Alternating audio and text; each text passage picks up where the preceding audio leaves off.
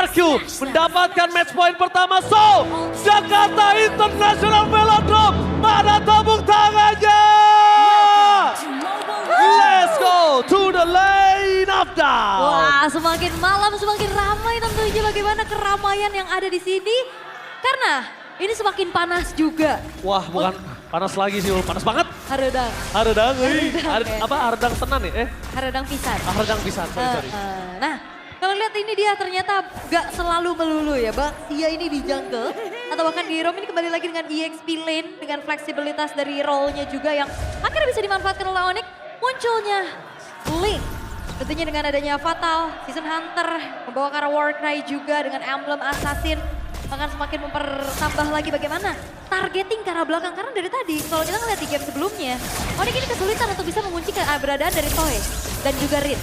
Tapi tadi sempat dipikirkan dengan adanya Eve berat untuk hero-hero jalan kaki apalagi Baxia. Jadi mau nggak mau mereka reset, mereka switch Kairi dengan Link yang dia nggak harus jalan kaki dan bisa langsung ke black line dari tim RRQ. Ya, dia parkour soalnya nggak jalan kaki ya. Iya.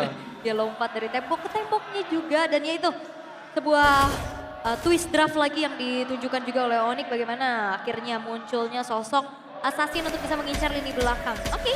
Sementara Idok kembali dengan hero inisiasi dan itu adalah powernya dia juga dan terlihat kalau kita udah ngeliat dari sebelum-sebelumnya Idok dengan kaliannya online banget bahkan di game sebelumnya itu udah benar-benar menjadi salah satu faktor kemenangan untuk mereka. Satu hal yang cukup menyeramkan dari tim Onyx dan harus diatasi oleh RRQ adalah Savero dengan Haritnya. Jujur, Savero dengan Haritnya ini mengerikan banget sih kalau menurut gua. Iya, iya. Cepet banget ya dia movementnya juga, cooldownnya juga dan Turtle yang pertama sekarang sudah mau ditetap dan Keyboy akan mencari informasi terlebih dahulu. Oke, informasi telah didapatkan di mana zoning out Keyboy adalah sebuah jawaban dari Tyron. Tapi dengan retribusi yang didapatkan Keyboy masih punya flicker for defensif. Tapi kali ini berpasukan dari tim RRQ. Mereka sepertinya miss satu kalkuli dan itu dia. No purple buff untuk Joy. Ya, memang yang diupayakan oleh Onyx adalah mereka coba untuk cari trade ajang. Mereka nggak mau kontes karena dari Turtle-nya secure ke purple milik dari Sutsujin. Gak ada pertukaran lagi yang bisa dilakukan oleh RRQ kecuali ya coba ke arah jungle-junglenya dan sepertinya gak ketahuan, gak kedeteksi lagi ada dua orang di sana. Oke, tapi lihat di depan sana Keyboy tidak memiliki flicker, Tsunami Slam dikeluarkan tanpa adanya implosion covering up. Di luar manipulation Sas menjadi target utama dengan tidak ada yang flicker. Satu yang terakhir tapi sayang sekali Riz memaksa mendapatkan poin kill tersebut. Dengan Savero menuju ke arah mid lane. Ini akan menjadi sebuah pertempuran sangat luar biasa. Dengan damage yang cukup Idok akan ditumpahkan. Tapi nampaknya di depan sana flicker save the day untuk Idok. Almost is never enough. Wah, dan itu dia sebuah backupan yang cepat dilakukan oleh RRQ. Gak segan-segan mengetahui Keyboy-nya ini gak punya item defense yang mumpuni. Gak ada flicker juga untuk kabur. Dan ditarik sudah dengan ada Tsunami Slam. Dan yang berbeda adalah Toy-nya ikut join. Beda dibanding di game sebelumnya Savero yang turun sendiri. Toy-nya akhirnya bisa dapetin 2 poin kill tabungan. Early game untuk Granger dengan persyaratan dia harus snowball. Ini bakal mengerikan buat RRQ. Tapi Gyron flicker for defensive. Mau tidak mau harus dikeluarkan. Karena 3 orang yang komit karena patut tim. Ini bakal coba untuk mendapatkan Dairon. Dan ingat Dairon, satu power yang harus ditutup sama Lutfi. Jadi kalau Dairon zoning out Onyx, Lutfi juga harus zoning out RRQ. Yap, Itu wajib. Harus ya, mirroring aja.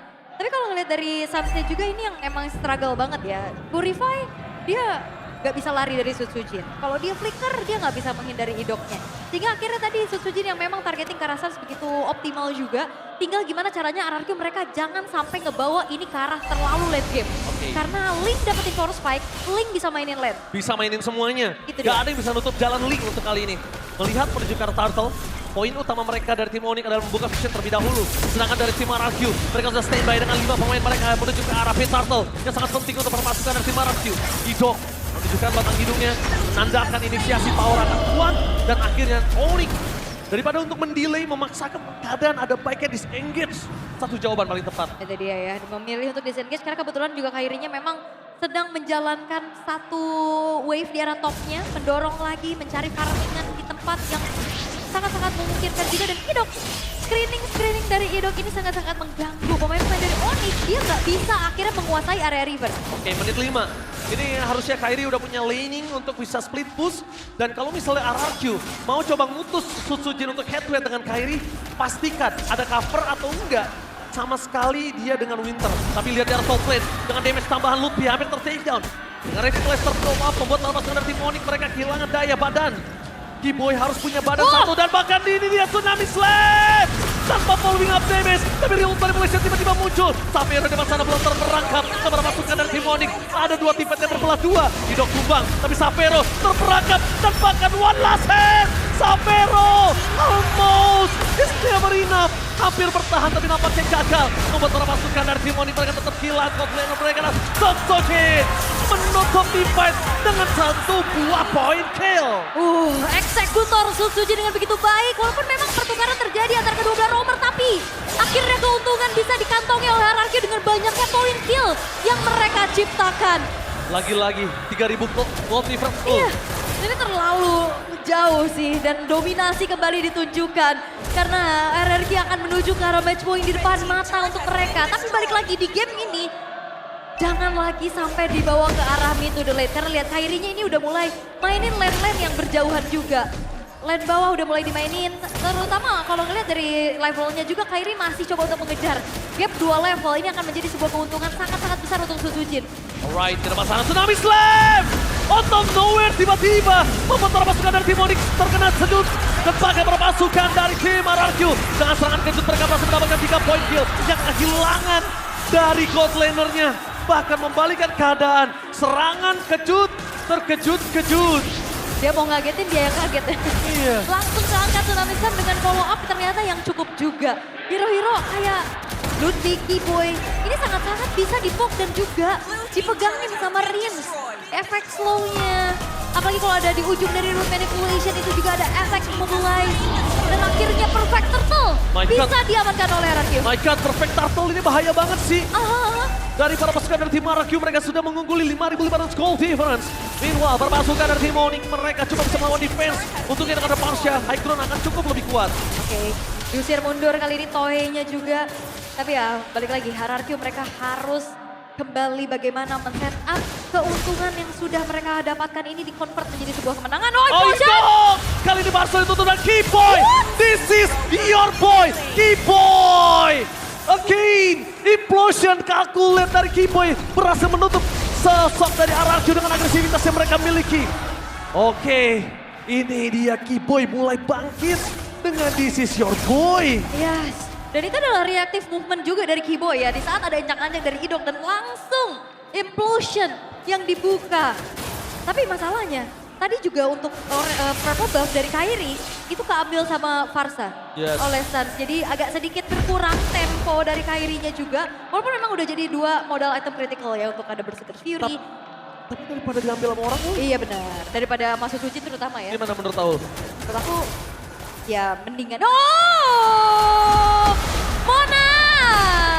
Lemon, MPLID Extremer, Lemon kali ini menonton langsung RRQ di Grand Final bersama dengan Onyx, 2 raja dengan 1 champion Immortal Trophy. Tapi lihat di depan sana, Tsunami Slam di following up dengan ada sosok Toy cukup begitu saja tanpa ada embel-embel teamfight tambahan. Para pasukan dari tim RRQ mencoba untuk memberikan kata tonton di sana, tapi Sapphire bersama dengan Link dapat benar tanpakan Morify tidak bisa menghentikan Kairi. Shutdown pun terjadi, susul di depan sana tidak bisa mendapatkan Sapphire dan Kairi Link. Memang sedikit different, membuat Kairi mencoba untuk bertahan seorang diri. Dan membuat para pasukan dari tim Onyx, mereka berhasil pulang tanpa kehilangan Kairi. Ya itu shutdown Toy juga sih yang mahal banget targetingnya dari Kairi yang akhirnya juga mengacak-acak backline dari RRQ. Dan dengan modal-modal item juga yang tadi sudah terlihat ya. Ini udah terlihat cukup untuk Kairi bisa dapetin Toy terutama yang gak punya item defense sejauh ini. Sementara Lutfi akan mencari lagi siapapun yang bisa coba untuk ditabrak, tapi hati-hati. Kalau ada Idok, Lutfi yang bisa kemakan. Oke, Lutfi yang bisa terkena Tsunami Slam ya. Iya. Tapi Sutsujin mendapatkan informasi di mana Lutfi berada. Target utama mereka menuju ke arah salah satu Keyboy. Implosion telah dikeluarkan. Pedal S-Rank bakal di following up damage. Tapi ternyata damage belum cukup. Dengan 2 player para pasukan dari tim Onyx mereka yang tumbang. Mereka harus menuju ke arah belakang Kairi. one last chance. Still, apakah mereka akan melakukan do or nothing? Enggak ya. I think no. Iya, tidak sepertinya nggak mau terlalu mengambil resiko. Dan akhirnya direlakan saja Lord yang block in hands juga kebetulan. Dan terlihat bagaimana kalian ada implosion. Tapi semuanya termiskalkulasi damage-nya karena ada heal dari Idok. Tipis tapi ngeselin. Yes. Tapi Kairi yang membayang time banget Onyx untuk bisa bertahan dan nafasnya cukup banyak. Jujur, kalau Kairi bukan dengan Link-nya, mungkin ini akan ada inner turret saja. Yang tersisa satu di tengah ini udah gak ada menurut gua. Sisa base, bahkan gak ada holy defense. Kalau bukan Link Kairi. Jadi Link-nya lagi gawe banget loh. Link-nya bener-bener ngasih buying time. Tapi karena tahu Keyboy bisa make a moment, ada baiknya dibonyokin untuk para pasukan dari tim RRQ. 7.500 gold difference loh. Iya ini terlalu jauh sih. 7.500 segi atribut item damage juga akan sangat-sangat berbeda. Dan kali ini Onyx mereka harus mengantisipasi bagaimana hadirnya Lord yang sudah mulai masuk ke dalam base top turret. Kairi show di arah bottom lane, dia harus pulang ke belakang. Implosion! Keyboy! Covering yang sangat bagus tapi Tsunami Slam sudah keluar terlebih dahulu. Damage-nya terlalu besar membuat Luffy harus ter-take down tapi Savero dive into deep. Damage-nya terlalu besar. Savero nggak bisa lebih masuk lebih dalam lagi. Karena berbahaya Tadris. Almost terlalu dan Link Kairi berhasil mendapatkan shutdown. Jadi ya terkena poke damage dari Savero dan dieksekusi dengan begitu manis oleh Kairi. Dan kali ini Onyx mereka mempertahankan 3 base turret mereka dengan cukup baik. Savero mencoba untuk berdasar ke sana. Tapi nampaknya Sosojin coming dengan bersama Naotoy. Damage mereka cukup tapi Sans melakukan rotasi. Mencoba untuk menutup cara mid lane. Tapi tampaknya bukan itu tujuan mereka. Tujuan mereka di mana? 1 buah point kill terhadap Tyron. Tidak berhasil mereka dapatkan. Mission impossible cancel. Oke, tapi base turret top lane yang hancur juga pada akhirnya. Menjadi sebuah besting yang bisa didapatkan oleh RRQ juga. Karena kan terlihat dari replaynya nih, kalau kita intip. Mencoba untuk masuk, bermula dari Idok yang langsung di-react dengan 1 buah Sacred Hammer juga. Seharusnya aman di belakang, gak buru-buru juga ke-trigger dari sebuah Purify-nya. Tapi Lutfi yang ketarik dia ya ke area luar, sampai akhirnya dia harus nahan damage yang begitu banyak. 1 buah Synchrovision dari Savero dieksekusi oleh Kairi dan akhirnya bisa mendapatkan 1 poin kill tambahan. Keyboy bener-bener membuat Idok 2 kali tenggelam di dalam implosion. Ini mungkin udah mulai harus dikalkulit oleh Idok dengan 7.000 gold difference menuju ke arah mid to the late game. Makin late game itu makin tidak terlalu berasa untuk Kairi.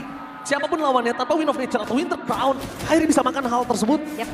Oke, Win of Nature ya untuk Toy-nya juga. Item terakhir bisa menuju ke arah si Halberd ataupun Noble of Despair kalau nggak salah. Tapi untuk kali ini Purple Buff sudah mulai terjadi adanya keramaian juga. Yes, targeting utama mereka gimana membuat pasukan dari tim Onyx. Mereka terkena retribution-nya gagal. Bahkan Tyron berhasil mendapatkan Keyboy. No trigger for this time. Keyboy ter-take down. Tanpa follownya damage. Farsia mencoba untuk melakukan covering up. Tapi Savero yang hanya bisa selamat dari 2 korban jiwa yang didapatkan oleh tim RRQ. Lord muncul. Tidak ada Lutfi, tidak ada Keyboy, no badan. Kayaknya untuk mendapatkan steal, mereka harus urungkan. Iya, kecuali mungkin ini Lord Evolve ya. Itu bakal ada paksaan buat kontes harusnya, cuman kali ini selagi masih adanya yang bisa menjaga teritori high ground. Seperti adanya Farsa, ini bakal coba untuk dilepasin dulu sama Onyx. Kebetulan juga ini masih Lord in hand yang pertama. Jadi setup defense yang harus akan dimaksimalkan selagi Suns-nya aman. Harusnya defensive high ground mereka masih bisa dijaga. Dan itu pun terbukti, lihat.